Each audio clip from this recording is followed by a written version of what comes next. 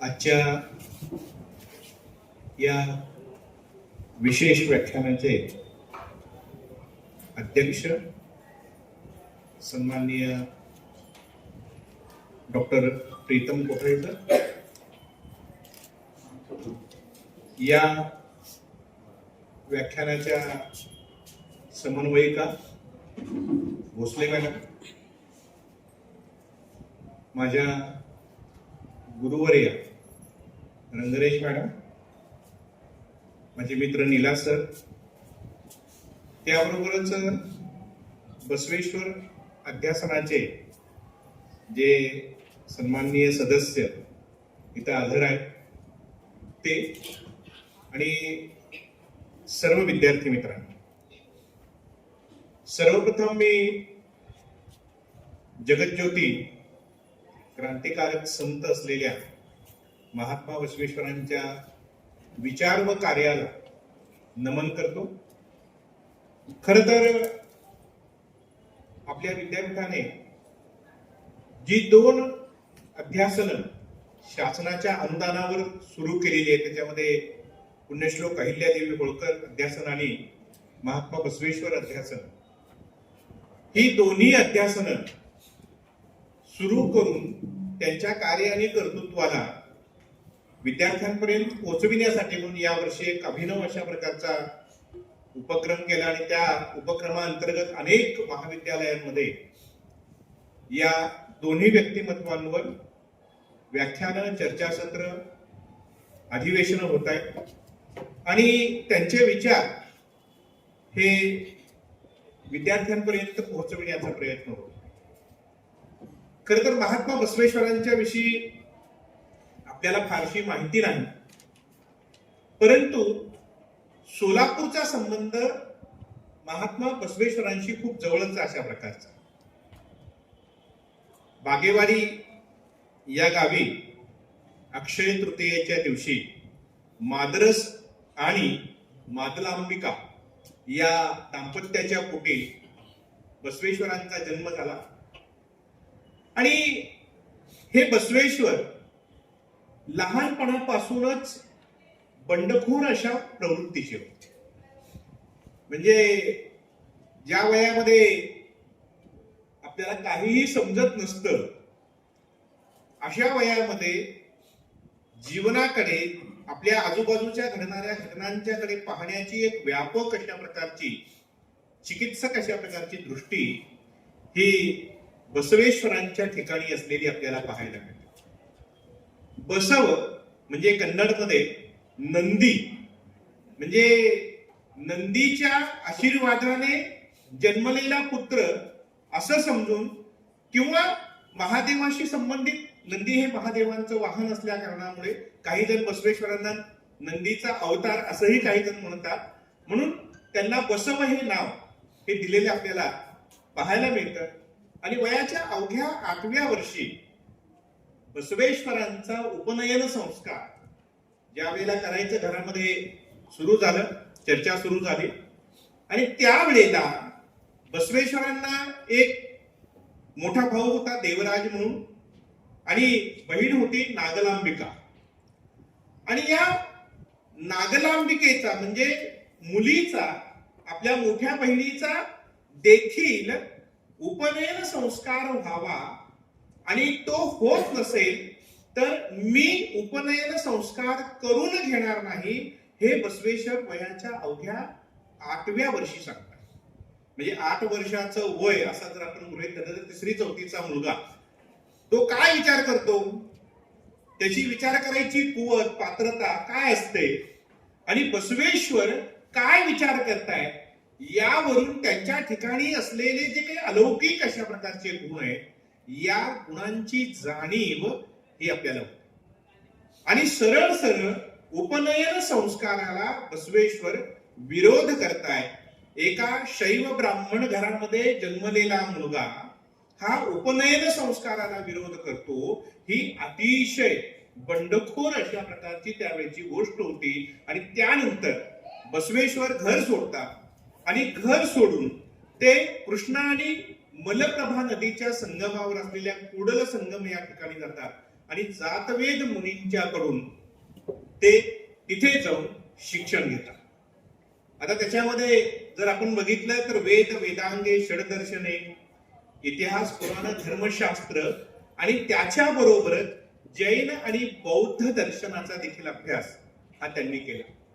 संस्कृत असेल, तमिळ असेल, पाली असेल, या तत्कालीन भाषांचं ज्ञान हे बसवेश्वरांनी त्या काळामध्ये प्राप्त केलं आणि जवळजवळ 12 वर्ष त्या ठिकाणी थांबून त्यांनी अभ्यास केला, ज्ञान प्राप्त केलं आणि ज्ञान प्राप्त करून त्यानंतर संगमेश्वराला आपलं आराध्य दैवत मानून त्यांनी आपलं संपूर्ण आयुष्य जे आहे ते पुढे नेलेलं आपणास पाहावयास मिळतं.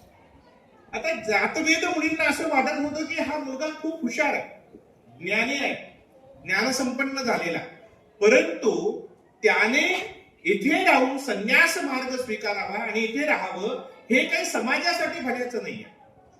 बसवेश्वरांसारखा ज्ञानी शिष्य हा इथून बाहेर पडायला पाहिजे, त्याने समाजामध्ये गेले पाहिजे आणि समाजामध्ये जाऊन जे ज्ञान प्राप्त केलेलं आहे, जे आपण ग्रहण केलेलं आहे ते समाजापर्यंत पोहोचविण्याचं काम बसवेश्वरांनी करावं असं जातवेद मुनींना वाटत होतं. आणि म्हणून जातवेद मुनींच्या आदेशाने बसवेश्वर तिथून निघतात आणि त्यानंतर ते कल्याण या ठिकाणी जातात. बसवेश्वरांचे एक मामा, मंगळवेढ्याला कलचुरीचं राज्य होतं बिज्जलांचं, त्यांच्या दरबारामध्ये मंत्री होते आणि या मामाची जी मुलगी होती त्या मुलीशी त्यांचा विवाह हा झालेला आपल्याला पाहायला मिळतो. गंगांबिका तिचं नाव. आणि या गंगांबिके बरोबर हा त्यांचा विवाह होतो आणि त्यानंतर मग तिथे ते पुढे जातात, मंगळवेढ्याला येतात आणि मंगळवेढा हे सोलापूर जिल्ह्यातील जे ठिकाण आहे या ठिकाणावर बसवेश्वरांचं तरुणपण जे आहे ते गेलेलं आहे. जवळजवळ 31 वर्षाचा कालखंड बसवेश्वर मंगळवेढा या ठिकाणी राहिले. तिथे एका साध्या कारकुनाच्या नोकरीपासून त्यांनी सुरुवात केली आणि ते मंत्रीपदापर्यंत पोहोचले. त्यांची आपल्या कामाच्या प्रती असणारी निष्ठा, त्यांचं समर्पण, या सगळ्या गोष्टींचा मोठा प्रभाव बिज्जलावर पडलेला आपल्याला पाहायला मिळतो. आता बिज्जल जो प्रभावित झाला त्याचं एक आणखी कारण होतं की त्या काळामध्ये बिज्जलांना एक ताम्रपट मिळालेला आणि हा जो ताम्रपट होता या ताम्रपटाचं वाचन कुणीतरी करावं यासाठी म्हणून त्यांनी प्रयत्न केला, अनेक विद्वानांना बोलावलं, परंतु कोणालाही त्या ताम्रपटाचं वाचन हे करता आलेलं नाही. आणि बसवेश्वरांनी मात्र त्या ताम्रपटाचं वाचन केलं. या गोष्टीचा मोठा प्रभाव हा बिज्जलावर पडलेला आपल्याला दिसून येतो. आता काही जणांच्या मते दुसरा विवाह जो बसवेश्वरांचा झाला तो निलांबिके बरोबर झाला आणि हा जो विवाह झालेला आहे हा विवाह हा त्यांचे दुसरे मामा सिद्धन यांच्या मुलीबरोबर झाला असं काही जणांचं म्हणणं आहे. तर मी माझ्या वाचनामध्ये जे आलं ते तुमच्यापुढे ठेवण्याचा प्रयत्न करतो. तर दुसरं एक मत त्या बाबतीमध्ये असं आहे की बिज्जलाच्या दरबारामध्ये असलेल्या एका क्षत्रिय कुळातील मंत्रिपदावर असणाऱ्या व्यक्तीच्या मुलीबरोबर त्यांचा विवाह झाला आणि बसवेश्वरांनी केलेला तो आंतरजातीय किंवा आंतरवर्णीय अशा प्रकारचा तो विवाह होता असं त्या बाबतीमध्ये काही जणांनी आपलं मत मांडलेलं आपणास पाहावयास मिळतं. पुढे बिज्जल तिकडे कल्याणला गेले आणि बसवेश्वर देखील मंगळवेढ्याहून कल्याणला गेले आणि कल्याणला जाऊन बिज्जलाच्या राज्यामध्ये ते प्रधानमंत्री बनले.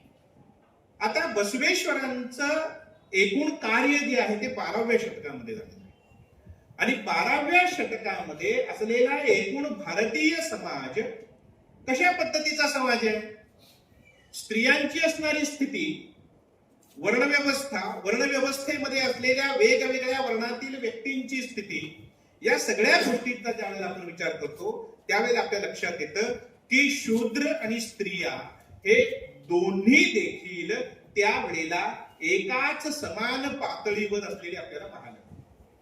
म्हणजे स्त्री ब्राह्मण कुटुंबातील असू द्या, क्षत्रिय कुटुंबातील असू द्या, वैश्य कुटुंबातील असू द्या की शूद्र कुटुंबातील, ज्याप्रमाणे शूद्रांना शिक्षणाचा अधिकार नव्हता, ज्याप्रमाणे शूद्रांना मोक्षाचा अधिकार नव्हता, शूद्रांना त्याच्या पलीकडे जाऊन अस्पृश्य मानून गावाच्या बाहेर राहावं लागत होतं, स्त्रियांच्या बाबतीमध्ये फक्त ती स्थिती नव्हती, कारण स्त्री सोबत असली तरच अपत्य आणि कुटुंब पुढे चालेल, समाज पुढे चालेल, म्हणून ती अस्पृश्य नव्हती.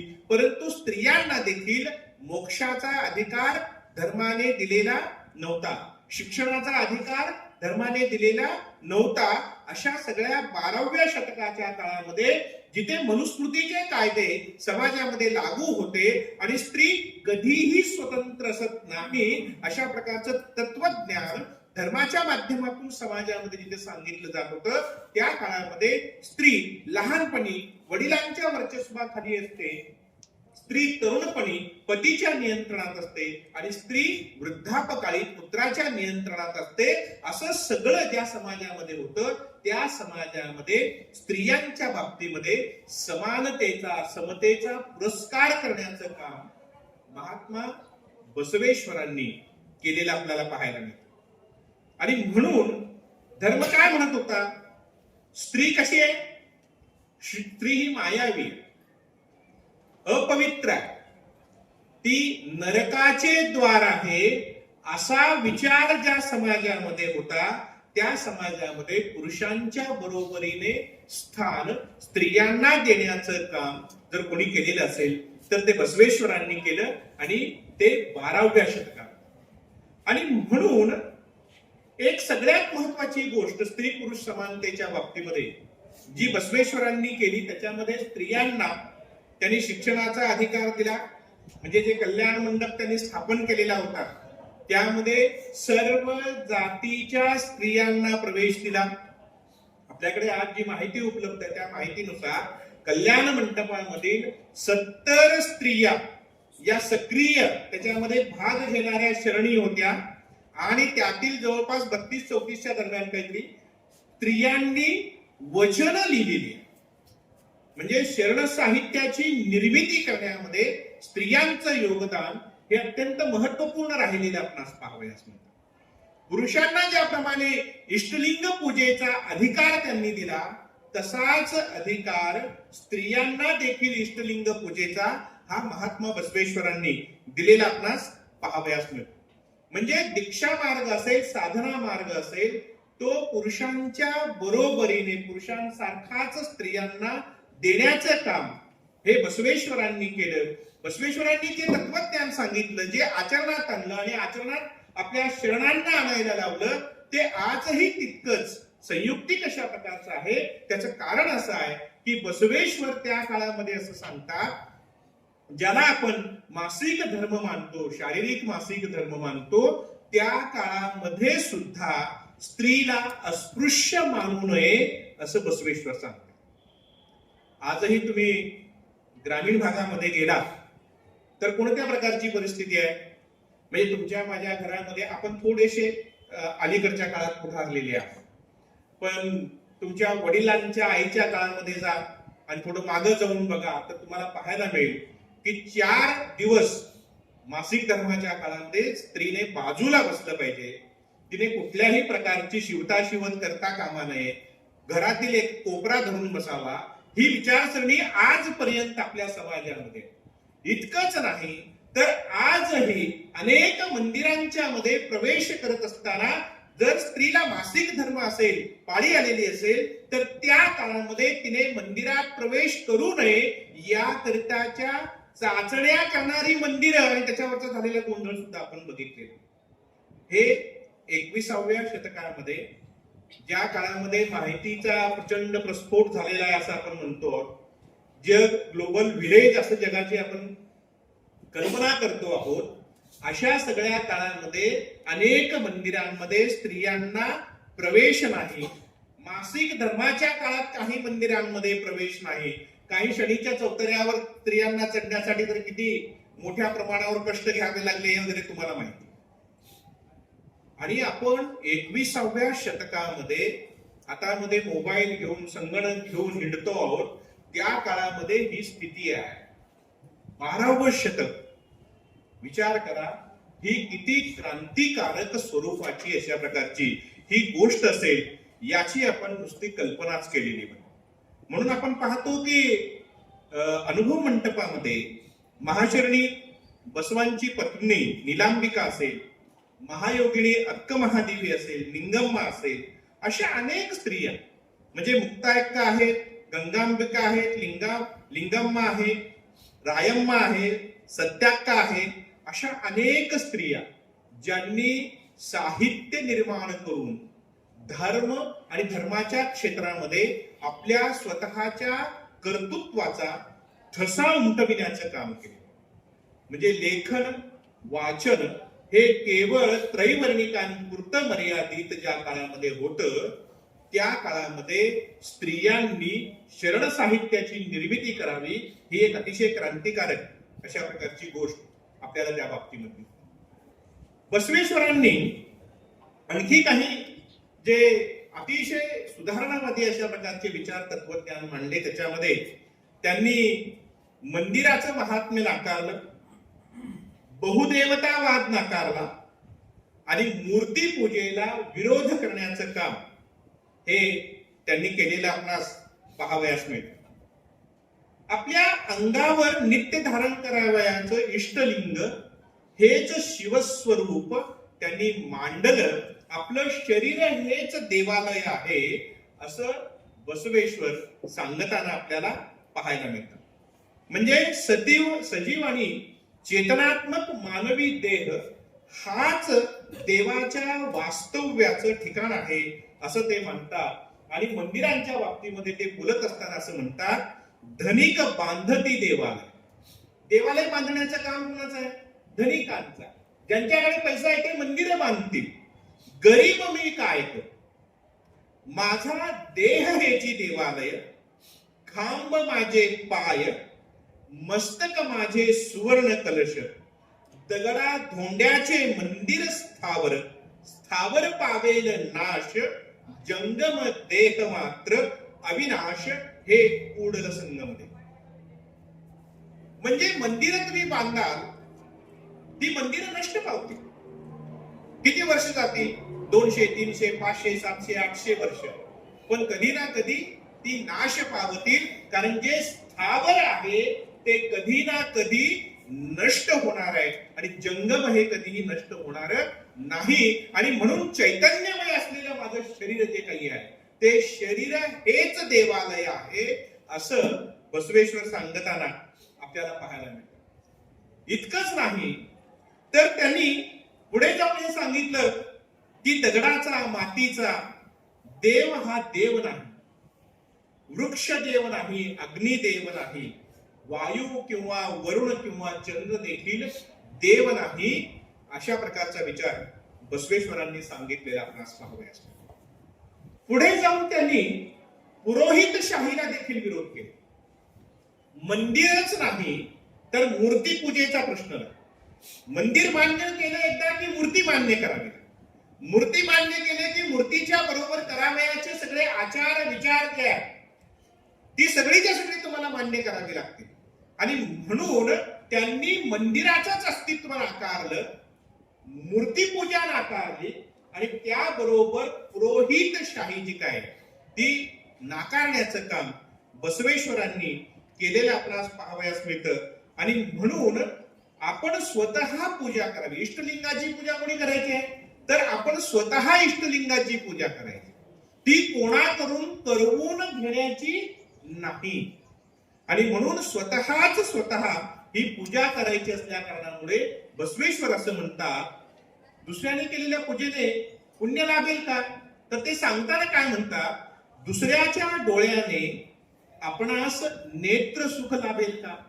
समजा मी डोळे बंद केले आणि अतिशय सुंदर अशा एखाद्या ठिकाणी काश्मीरमध्ये गेलेलो आहे, आणखी कुठे गेलेलो आहे, एखादं दृश्य, सुंदर दृश्य, पर्वत हिरवेगार, डोंगर बघायचे सागराने याच्याने आच्छादलेले बर्फांनी, आणि मी माझे डोळे बंद केले आणि दुसऱ्याच्या डोळ्याने मी ते पाहायचं ठरवलं तर मला बघता येईल का?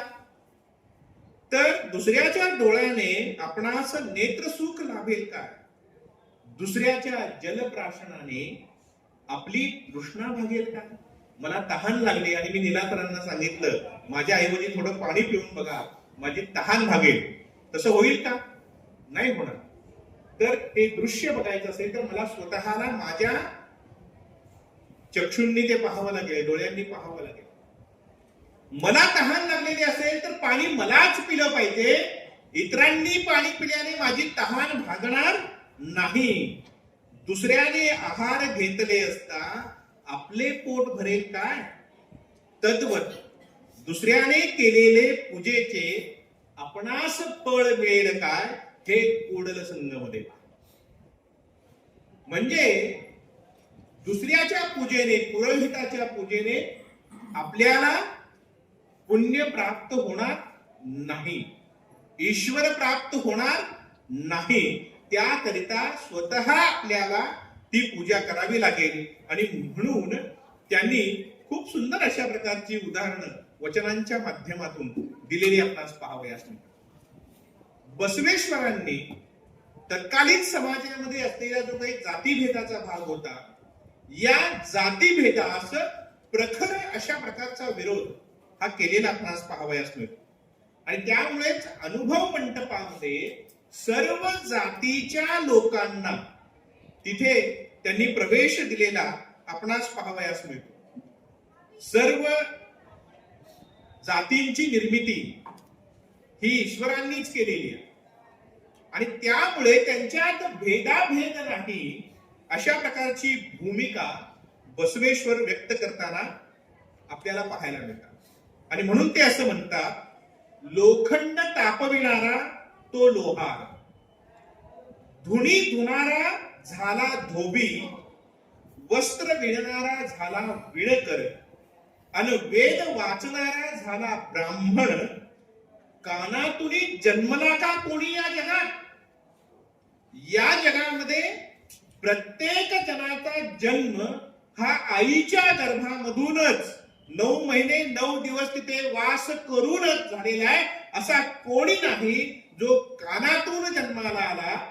आपण आख्यायिका इथे सोडून द्यायच्या, म्हणजे आध्यात्मिक आख्यायिकांकडे आपण जायला लागलो तर तसे जन्म झालेले तुम्हाला बघायला मिळतील. कोण माशाच्या पोटातून जन्मला, कोण हत्तीच्या कानातून जन्मला, वगैरे वगैरे अशा आख्यायिका तुम्हाला बघायला मिळतील.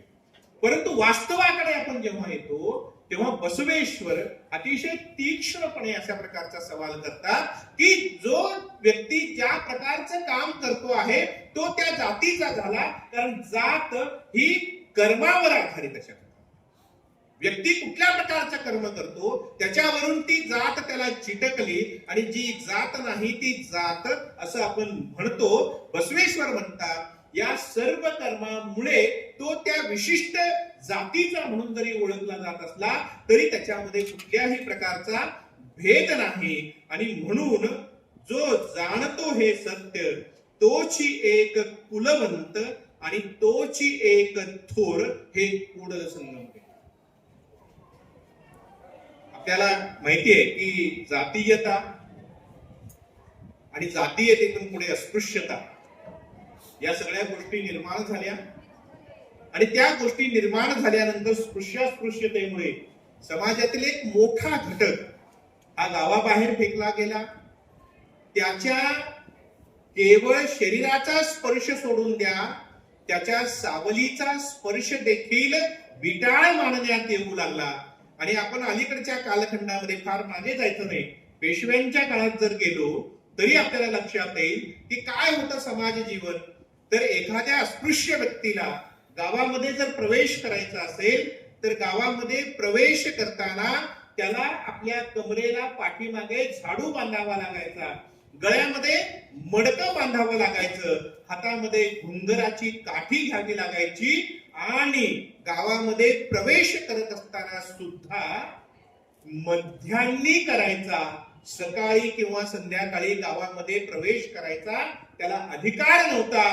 कारण सूर्योदयाला आणि सूर्यास्ताच्या वेळेला माणसाच्या सावल्या दूरवर पडतात आणि त्यामुळे सावलीचा स्पर्श होऊ नये यासाठी म्हणून त्याला मध्यान्हीच गावामध्ये प्रवेश करावा लागायचा, कारण मध्यान्ही सूर्य डोक्यावर असतो, त्यामुळे त्याची सावली त्याच्या पायात असते, त्याच्या हातामध्ये घुंगराची काठी, कारण त्याने ती घुंगराची काठी वाजवत जायचं आहे, कारण अशी काठी आपटली की घुंगर वाजतील आणि आजूबाजूच्या स्पृश्य सवर्ण लोकांना समजेल की कोणी अस्पृश्य आलेला आहे आणि तो बाजूला सरकेल. आणि समजा तो चालतोय मातीमध्ये, आतासारख्या काही डांबरी सडक त्यावेळेला थोडेच होते रस्ते, रस्त्यातून जात असताना मातीमध्ये त्याची पदचिन्ह उमटतील, त्याचा देखील स्पर्श झाला नाही पाहिजे, तर ही पदचिन्ह त्याला पाठीमागे बांधलेल्या झाडूने नष्ट करायची आहे. आणि समजा कुठे त्याला थुंकण्याचीच वेळ आली तर त्याला बाहेर थुंकण्याचा अधिकार नाही, त्यासाठी गळ्यामध्ये मडकं घेऊन येण्याचं. हे मी 17व्या-18व्या शतकाविषयी बोलतोय आणि बसवेश्वर 12व्या शतकामध्ये अस्पृश्यांना अनुभव मंडपामध्ये घेतात आणि त्यांच्या बरोबर चर्चा करतात वेगवेगळ्या विषयांवर. हे किती क्रांतिकारी स्वरूपाचं अशा प्रकारचं काम आहे. आणि म्हणून बसवेश्वर म्हणतात, पंचमहाभूतांमध्ये जर भेद नसेल तर माणसामध्ये का?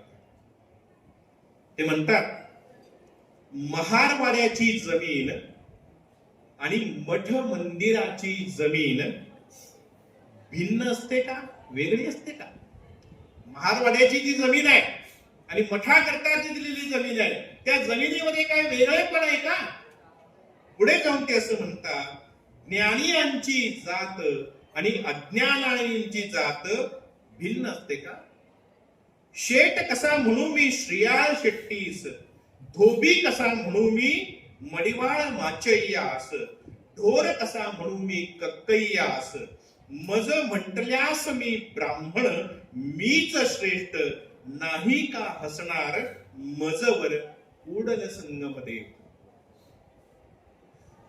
किती मोठी गोष्ट आहे. मी स्वतःला ब्राह्मण म्हणालो आणि ब्राह्मण म्हणून वर्णश्रेष्ठत्वाच्या भावनेने पछाडून मी जर असं स्वतःला म्हणालो की मी ब्राह्मण आहे, मी श्रेष्ठ आहे, असं जर मी म्हणालो तर उडल संगमदेव माझ्यावर हसणार नाही का, असं बसवेश्वर विचार. म्हणजे बसवेश्वरांची या सगळ्या गोष्टींकडे पाहण्याची दृष्टी काय आहे हे अत्यंत महत्त्वाचं. आणि म्हणून बसवेश्वर पचनी पडणं आज देखील अतिशय अवघड आहे. सांगायला सोपे आहे, पण ते वर्तनामध्ये आपल्या आचरणात आणायचं म्हटलं तर ते खूप अवघड आहे. तत्कालीन समाज, ज्या समाजामध्ये वेदांचं श्रेष्ठत्व होतं, वेदांना मान्यता होती, बसवेश्वर मात्र ते वेद मानत नाही. वैदिक याच्यामध्ये यज्ञाला प्रचंड महत्वाचं स्थान आहे, बसवेश्वर यज्ञ मानत नाही. यज्ञामध्ये केली जाणारी प्रचंड मोठ्या प्रमाणावर होणारी पशुहिंसा जी आहे, त्या पशुहिंसेला बसवेश्वर मोठ्या प्रमाणावर विरोध करताना आपल्याला पाहायला मिळतात. आणि म्हणून बसवेश्वरांनी एकूणच वेदाचं प्रामाण्य नाकारलं, धर्मामध्ये यज्ञाचं प्रामाण्य नाकारलं, त्याचबरोबर त्यांनी पशु हत्येस नकार दिला, विरोध केला. आणि पुढे जाऊन त्याही पेक्षा बसवेश्वरांनी गृहस्थ धर्माला महत्व दिलं आणि संन्यस्ताचं वाढलेलं जे काही प्रस्थ होतं, या प्रस्थाला प्रचंड मोठ्या प्रमाणावर विरोध बसवेश्वरांनी केला. जे तुकाराम महाराज पुढे 17व्या शतकामध्ये म्हणताय, आधी प्रपंच करावा नेटका, तेच काम 12व्या शतकामध्ये बसवेश्वर करताना पाहायला मिळतात. ते कुटुंब सोडून द्या, घरदार सोडा, जंगलात जा, तप करा, असलं काहीही सांगत नाही. यज्ञामध्ये केली जाणारी पशुची हत्या करू नये, मांसाहार करू नये, सदाचरणी माणसाने असलं पाहिजे, यासाठी प्रचंड आग्रही ते राहिलेले आपल्याला पाहायला मिळतात. बसवेश्वरांनी एकूणच जो अनुभव मंडप स्थापन केला, ज्याला शून्य सिंहासन असं देखील म्हटलं जातं. शून्य सिंहासन म्हणजे आपल्या स्वतःच्या बाबतीमध्ये अहंकार विरहित जीवन, असं सिंहासन. जसं वारकरी संप्रदायामध्ये खूप छान सांगितलेलं आहे. काय म्हणतात? अहंकाराचा वारा न लागो राजसा. माणसाचं जीवन उन्नत व्हायचं असेल तर त्यासाठी सगळ्यात महत्वाची गोष्ट आहे, अहंकाराचा वारा हा माणसाला लागू नये. बऱ्याच वेळेला थोडीशी प्रगती झाली, थोडस यश मिळालं की लगेच अहंकाराचा वारा आपल्याला लागायला लागतो. आपली चाल बदलते, आपलं बोलणं बदलतं, आपल्या आजूबाजूचे लोकही बदलायला लागतात. कारण आपल्याला आपण ज्या परिस्थितीत राहिलेलो आहोत, जे आपले मित्र होते, जे सोबती होते, तेही नकोसे वाटायला लागतात आणि मग आणखी पुढे जायचंय, आणखी पुढे जायचंय, आणखी काहीतरी वेगळं करायचंय, अशा प्रकारची भावना मनात येत जाते. अनुभव मंडप हा अहंकार विरहित स्थापन केलेला अशा प्रकारचा मंडप आहे आणि तिथे प्रामुख्याने या सगळ्या शरणांनी खूप मोठं अशा प्रकारचं योगदान, त्या बाबतीमधले एकूण 770 सदस्य हे अनुभव मंडपाचे होते. त्यात 70 महिला सक्रिय सदस्य होत्या, तर 40 महिलांनी त्याच्यामध्ये योगदान दिलेले. आता याच्यामध्ये आणखी एक गोष्ट आपण पाहतो. आता पर्यटन म्हणलं की तुम्हाला सगळ्यांना माहिती आहे, कुठलीही सुट्टी लागू दे, शनिवार रविवारचा दिवस असू द्या, नाताळाची सुट्टी असू द्या, दिवाळीची सुट्टी असू द्या, उन्हाळ्याची सुट्टी असू द्या, त्या सुट्ट्यांमध्ये देवदर्शनाला जायचं म्हणजे अतिशय जिगिरीचं काम झालेलं आहे. 4-4, 5-5 तास थांबलं तरी देवदर्शन होत नाही अशी परिस्थिती आहे. का? सुट्ट्या लागायचा अवकाश सगळेच्या सगळे तीर्थाटना. आणि पर्यटन करायचं म्हणलं तरी पर्यटनाचा मुख्य भाग आता काय आहे? धार्मिक पर्यटन हा मुख्य भाग. या धार्मिक पर्यटनावर देखील, तीर्थाटनावर देखील त्यांनी प्रचंड मोठ्या प्रमाणावर टीका ही केलेली आपल्याला पाहायला मिळते. आणि त्याविषयी बोलताना बसवेश्वर असं म्हणतात, पाहुणी पाणी डुंबती सार. आपण संगमावर जाऊन काय करतो? चंद्रभागेत गेलो, गंगेला गेलो, नर्मदेला गेलो, कुडल संगमला गेल्यानंतर तिथे कृष्णा मलप्रभेच्या याला गेलो. प्रत्येक ठिकाणी गेलो की काय करतो? आधी नदीमध्ये स्नान. पाहुणी पाणी डुंबती सारे, देखुनी वृक्ष घालती फेरे. प्रदक्षिणा अन तीर्था कोरे कुडल संगम देव. आता नदी असेल, वृक्ष असेल, याची पूजा करणं व्यर्थ आहे असं बसवेश्वर सांगतात. नदीमध्ये डुंबल्याने पाप धुवून निघतात असं बिलकुल नाही, पुण्य मिळतं असं बिलकुल नाही असं ते सांगतात. आणि असं म्हणण्याच्या पाठीमागे त्यांचा जो काही दृष्टिकोन आहे, विचार आहे, तो असा आहे की नदी कोरडी पडते. उन्हाळ्यात नदीला पाणी असतं का? नदी कोरडी पडते, झाडे वाळून जातात आणि अशा अनित्य असणाऱ्या वस्तूंना लोक भजतात आणि नित्य असणाऱ्या तुम्हाला मात्र लोक भजत नाही असं ते कुडल संगम देवाला म्हणतात. म्हणजे नित्य अनित्याची गोष्ट इथं ते सांगून आपल्याला सांगतात. नित्य, शाश्वत, त्रिकालाबाधित सत्य असं जे काय आहे तर ते कुडल संगम देव आहे. ते काय आहे तर आत्मलिंग आहे.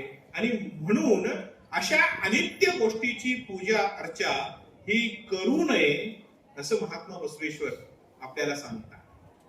स्वर्ग नरकाच्या बाबतीमध्ये पण त्यांनी आपली स्वतःची अशा प्रकारची एक वेगळी संकल्पना, सदाचारावर आधारित अशा प्रकारची संकल्पना बसवेश्वर मांडतात.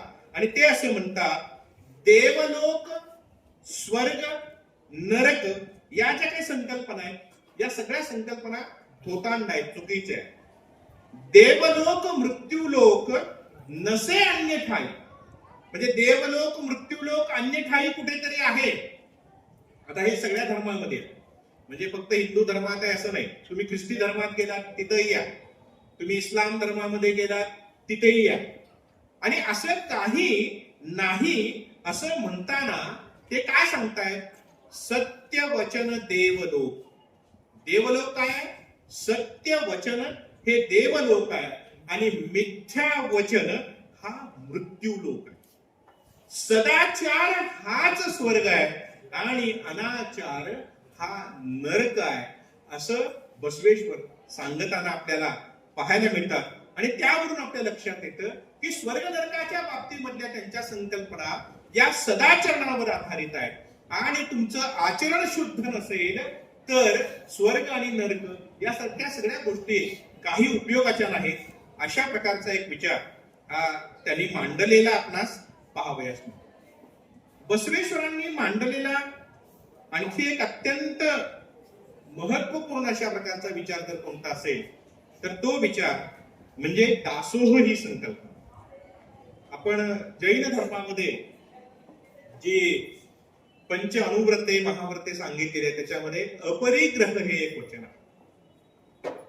म्हणजे आपल्याला जेवढ्या गोष्टींची आवश्यकता आहे तितक्याच गोष्टी या तुम्ही जवळ बाळगाव्या आणि त्याहून अधिक जे काही तुम्ही मिळवाल ते तुम्ही जवळ बाळगू नये, त्याचा परिग्रह करू नये, असं जैन धर्माने सांगतात. बसवेश्वर पण तेच सांगतायत, श्रम करा आणि श्रम करून संपत्ती मिळवा आणि मिळविलेल्या संपत्तीपैकी तुम्हाला जेवढी संपत्ती आवश्यक आहे, गरजेची आहे, तितकी तुम्ही जवळ ठेवा आणि ज्या संपत्तीची गरज नाही, ती अनावश्यक आहे, ती अतिरिक्त आहे, तर त्या अतिरिक्त असलेल्या संपत्तीचं तुम्ही काय करायचं आहे, तर ती संपत्ती समाजाला तुम्ही अर्पित करायची. हा दासोह विचार. आणि म्हणून तुम्ही अनेक दक्षिणेकडील गावांमध्ये वगैरे गेलात तर मंदिरांमध्ये दासोह तुम्हाला पाहायला, ज्याच्यामध्ये तृषार्थ लोकांना, भुकेल्या लोकांना अन्न पाणी देण्याची सुविधा आहे तिथे केलेली तुम्हाला पाहावयास मिळेल. आणि म्हणून त्यांनी मोठ्या प्रमाणावर दासोह ही जी काही संकल्पना आहे या संकल्पनेला त्यांनी महत्व दिलेलं आपणास पाहावयास मिळेल. बसवेश्वरांनी बालविवाहाला विरोध केला, पुनर्विवाहाचा पुरस्कार केला, देवदासी प्रथेवर त्यांनी मोठ्या प्रमाणावर टीका केली, सतीची प्रथा नाकारली आणि पतीच्या मृत्यूनंतर स्त्रियांचं केलं जाणारं जे काही केशवपन होतं या केशवपनाला देखील बसवेश्वरांनी विरोध केलेला आपणास पाहावयास मिळते. आणि म्हणून बसवेश्वरांचं एकूण तत्वज्ञान जेव्हा आपण पाहतो तेव्हा त्यांच्या तत्वज्ञानामध्ये असलेला शिव किंवा बसवेश्वरांचा असणारा शिव हा वैदिक धर्मामध्ये सांगितलेला जो शिव आहे, जो विराट आहे, विश्वाचा नियंता आहे, उत्पत्ती स्थिती लय याचा प्रमुख आहे किंवा सार्वभौम आहे, तो गंगाधर आहे, त्रिशूल पाणी डमरूधर, पिनाम पाणी नीलकंठ रुद्र, असं जे काही विश्वामध्ये शिवाचं स्वरूप सांगितलेलं आहे ते स्वरूप असलेला शिव हा बसवेश्वरांचा शिव नाही. बसवेश्वरांचा शिव हा कशा प्रकारचा आहे, तो निर्गुण निराकार स्वरूपाचा असलेला आपल्याला पाहायला. म्हणजे आज ही आपण जर बघितलं, वीरशैव लिंगायत धर्म त्यांनी स्थापन केला की पंथाला त्यांनी उजाळा दिला, याविषयी मतभेद आहे.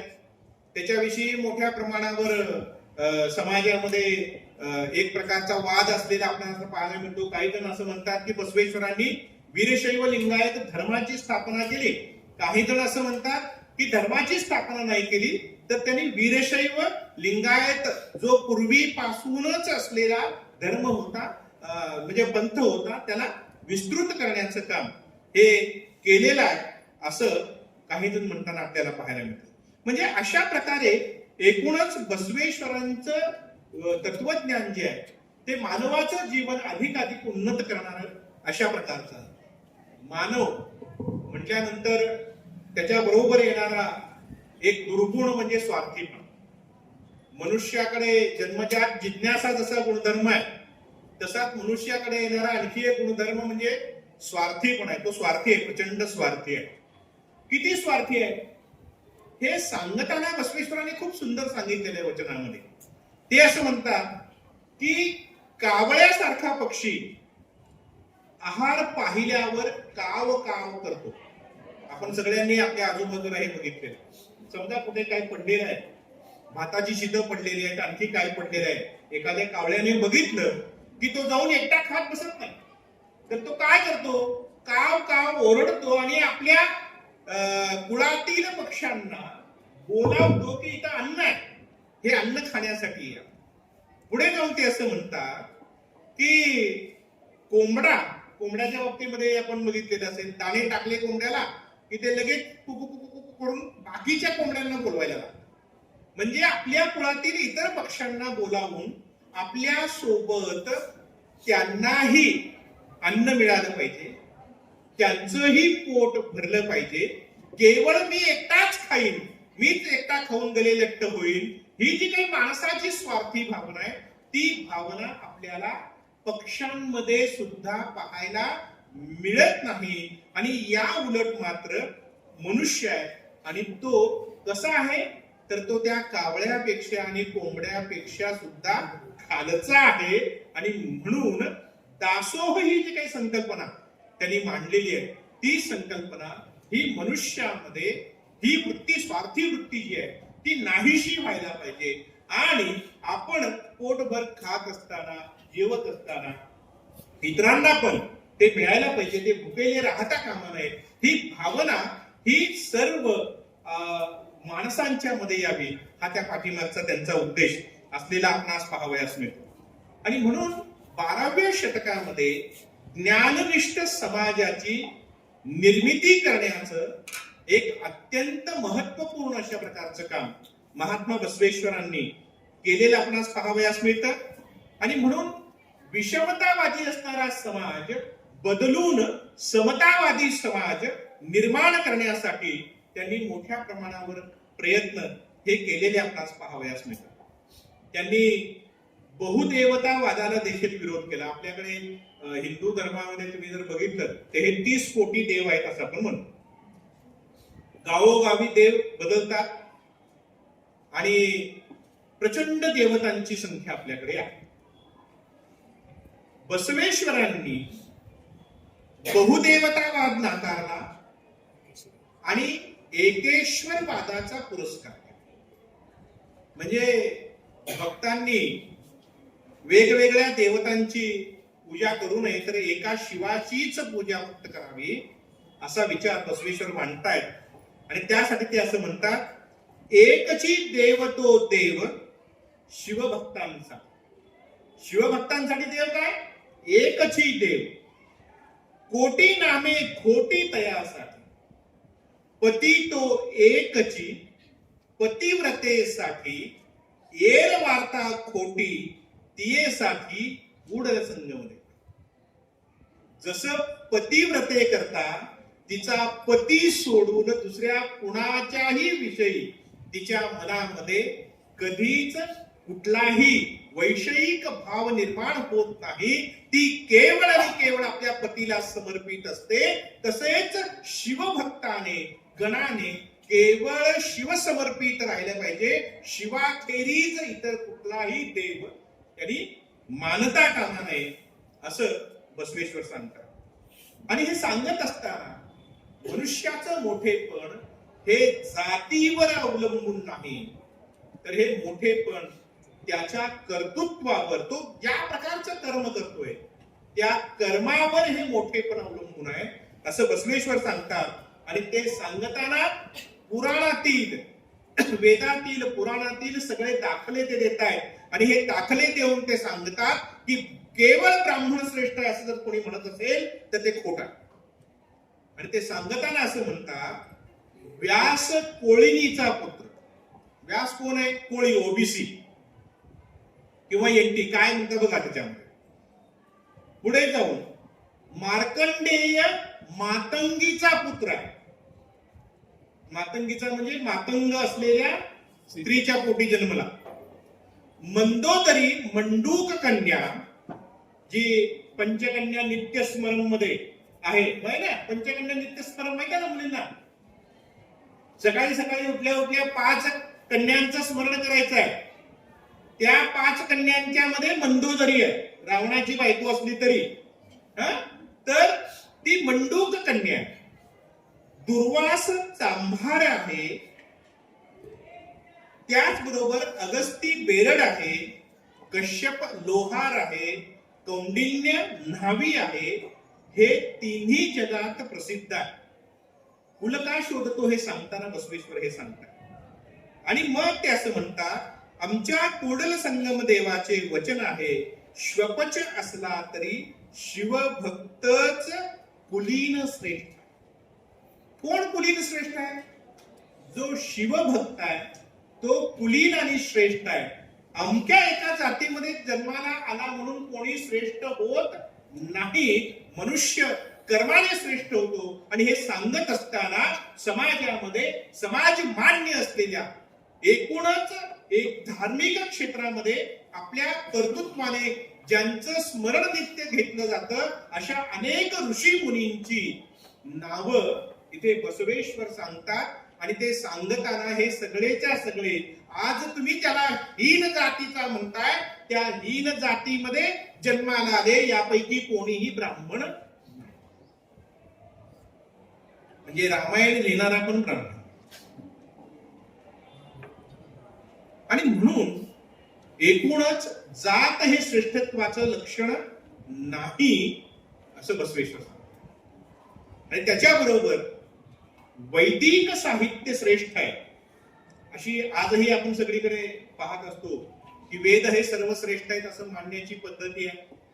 त्याच्या पाठीमागे वेद हे अपौरुषेय आहेत असं तत्वज्ञान. म्हणजे वेदांची निर्मिती ही कुठल्याही माणसाने केलेली नाही, ती ईश्वराने केलेली आहे. आता त्याच्यामध्ये आपण पुन्हा पुढे जाऊन असं म्हणतो की मैत्रेयीने वेदातल्या ऋचा रचला, गार्गईने वेदातल्या ऋचा रचल्या असं आपणच म्हणणार. आणि पुढे जाऊन पुन्हा असंही म्हणणार की वेद अपौरुषेय. आणि अपौरुषेय असल्या कारणामुळे ते शाश्वत आहे, सनातन आहे, ते कधीही खोटे ठरणारे नाही. पण बसवेश्वरांनी या वेदांचं देखील श्रेष्ठत्व नाकारलं.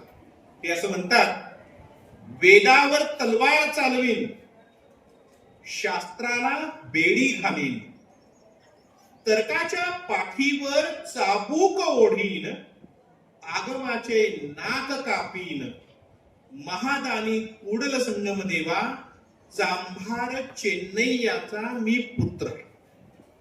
ते स्वतःला चांभाराचा पुत्र म्हणताय, चेन्नैयाचा पुत्र आहे असं म्हणताय. आणि वेद याचं श्रेष्ठत्व सांगितलं जातं. जसं की तुकाराम महाराजांचा पुन्हा एकदा उल्लेख मी इथे करेन. वेदांचा तो अर्थ आम्हासीच ठावा, एरांनी व्हावा भारमात.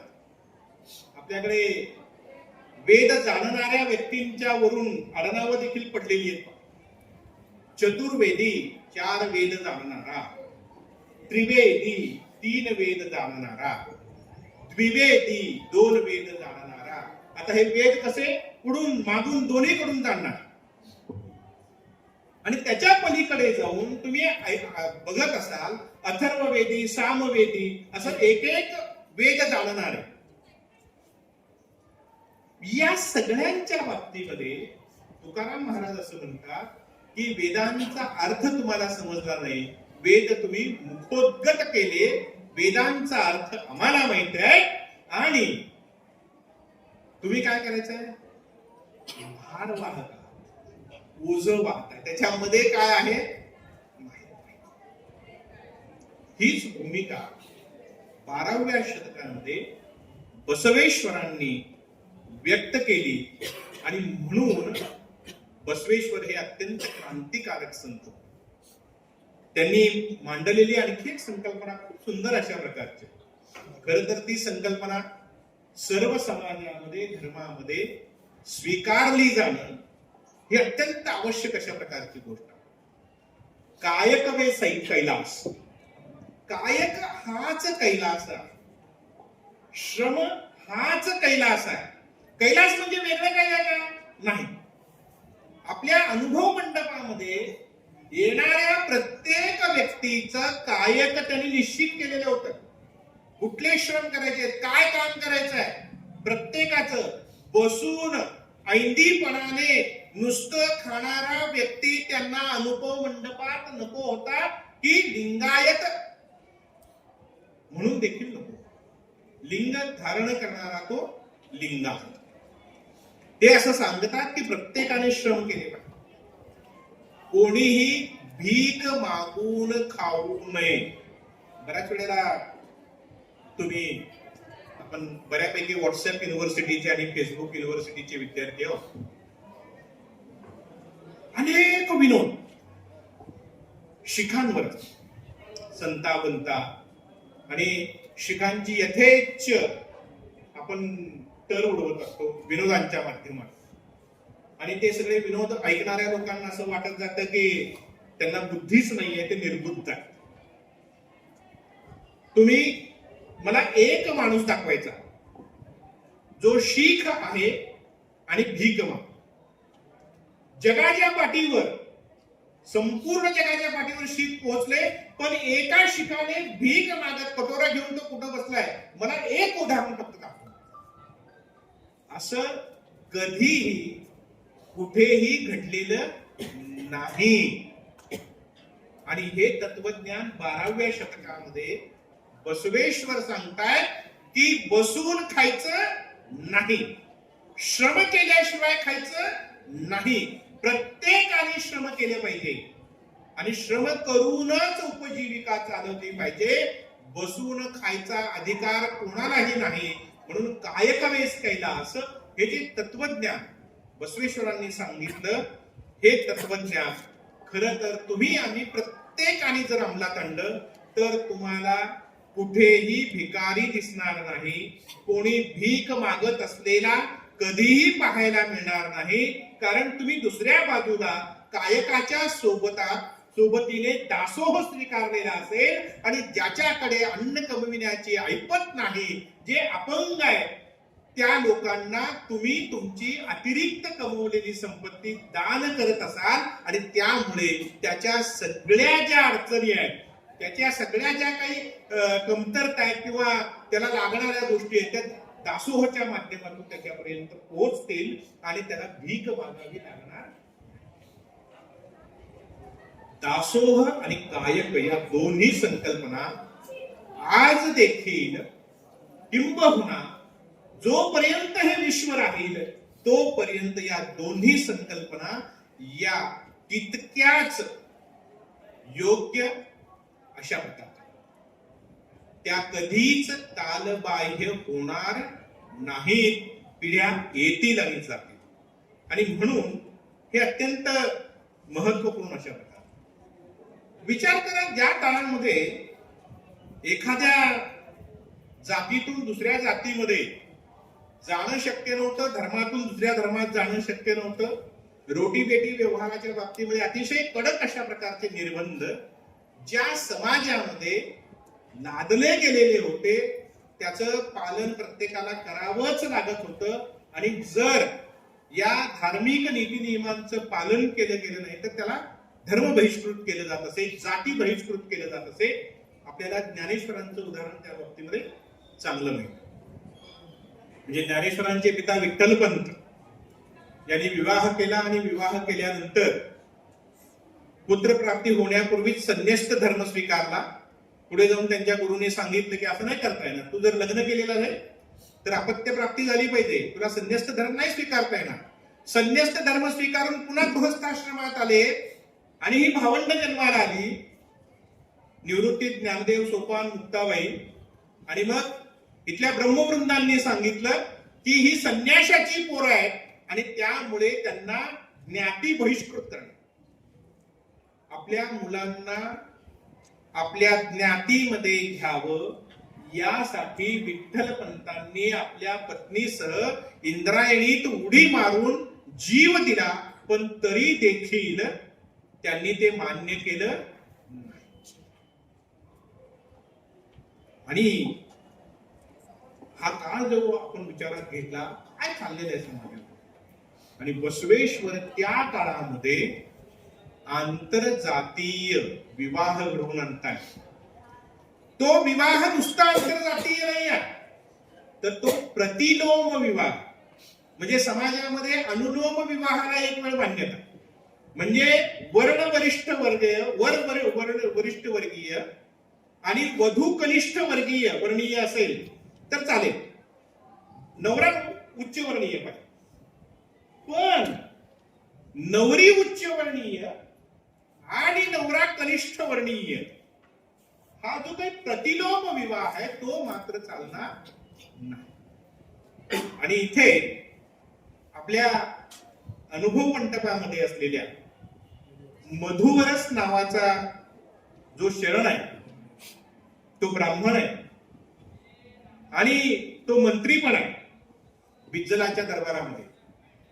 त्याची मुलगी कलावती आणि चांभार असलेल्या हरळय्याचा मुलगा शीलवंत या दोघांचा विवाह हा बसवेश्वरांनी घडवून आणला आणि त्या विरोधामध्ये बिज्जलाचे कान सनातनी लोकांनी मोठ्या प्रमाणावर भरले आणि त्या सगळ्याचा परिणाम पुढे जाऊन असा झाला की बिज्जल जो बसवेश्वरांना अतिशय मानत होता तो बिज्जल बसवेश्वरांच्या विरोधात जातो.